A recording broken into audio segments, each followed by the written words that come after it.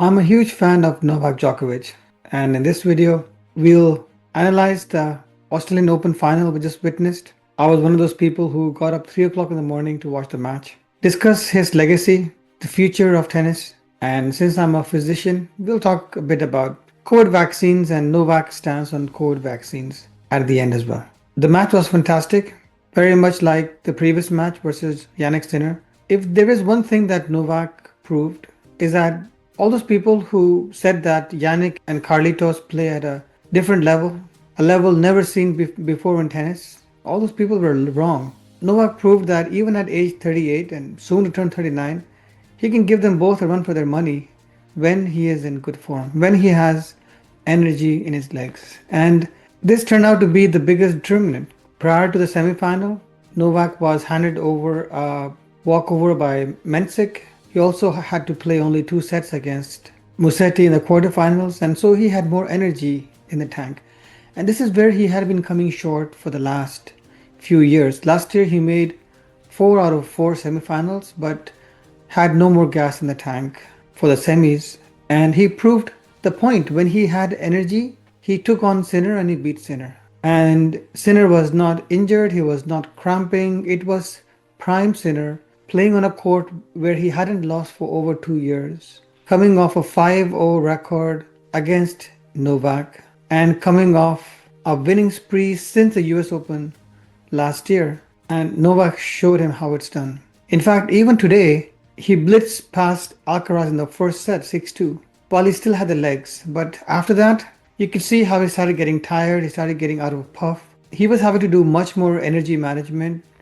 Initially, he would give away games once he was 2 points behind. He even gave away the third set, conserving energy to utilize that energy in the most important times, which he did need in that fourth set at the end. However, just a few poor shots, some bad luck, and the gamble of conserving energy for just those 1 or 2 last matches didn't really work out.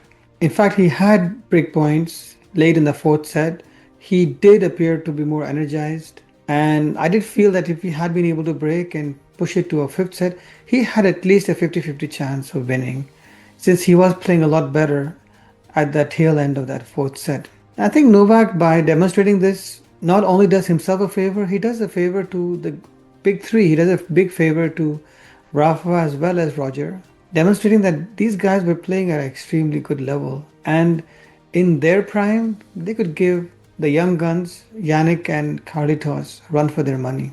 I feel Novak has been an amazing ambassador for the sport. He does a lot of philanthropy. He's always been very kind towards his compatriots and other tennis players. In his interviews, he's never bitter. He never complains. He's always praising his opponents, dignified, and so really a good example.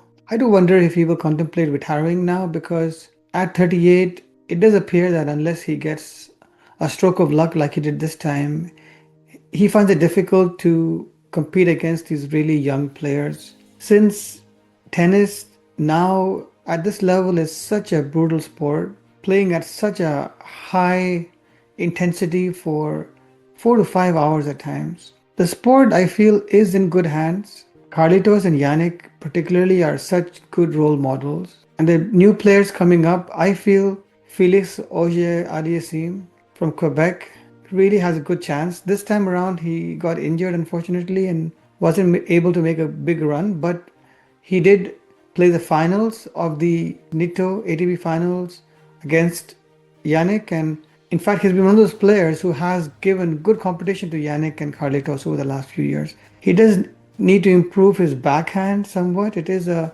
rather weak and loopy backhand, and I hope Tony Nadal will be able to coach him in how to make it a bit flatter, more penetrating, and more powerful. If he didn't have to give so much court to run to the tram lines to hit forehands, I think Felix would be able to compete against Carlitos and Yannick.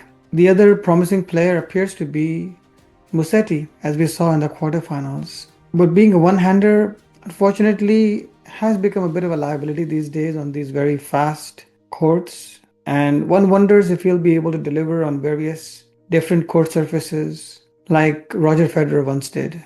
against the current competition and in the current environment. Since I'm a physician, how could I not talk about vaccines? Some of you might remember that I was and remain a very strong COVID vaccine advocate. I personally and my entire family get the COVID vaccine along with the flu vaccine every year. Still, we've had numerous doses. I find through my own personal experience and also what I see with my clients that those who get the COVID and flu vaccines generally just get less sick over the winter and recover faster from any sickness they might have. These days, we don't really do much COVID testing.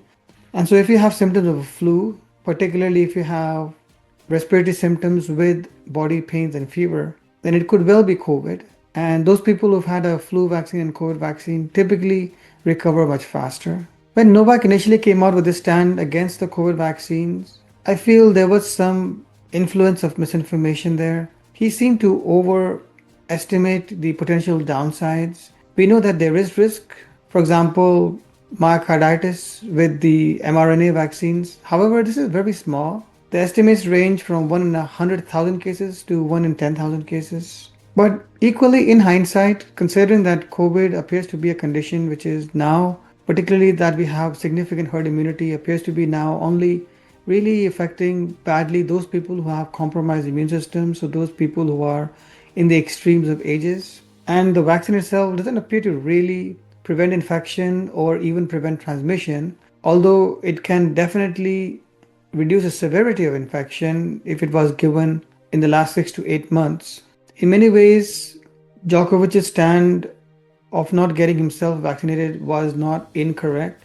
He has always maintained, as he said on the Piers Morgan show as well, that he isn't against vaccines, but he is in favor of being able to decide for himself. He is in favor of choice and autonomy, and I do agree with him on that. Had he been in a different profession, if he had been a PSW or nurse or doctor, then my opinion would likely be different because he would then bear responsibility not only of himself but also potentially frail, elderly, immune compromised clients that he would be looking after. However, being a peak elite athlete and someone whose profession involves being out in the fresh air all day and being generally quite significantly spaced away from other people, his stance seems quite reasonable in those terms. Anyways, I'd like to finish the video just by saying to Novak that he has been an amazing ambassador for the sport. He's been a motivation for so many people. The reason I became a fan of his style of play is because he is like that perfect student, not flashy, not having some beautiful strokes, but just being clinical and being perfect or textbook at whatever he did. If you wanted to coach a young person how to play tennis, you would teach him how to move like Djokovic, hit a forehand like Djokovic, hit a backhand like Djokovic. And that's what he was, a dedicated student of the sport. And that's what I liked about him.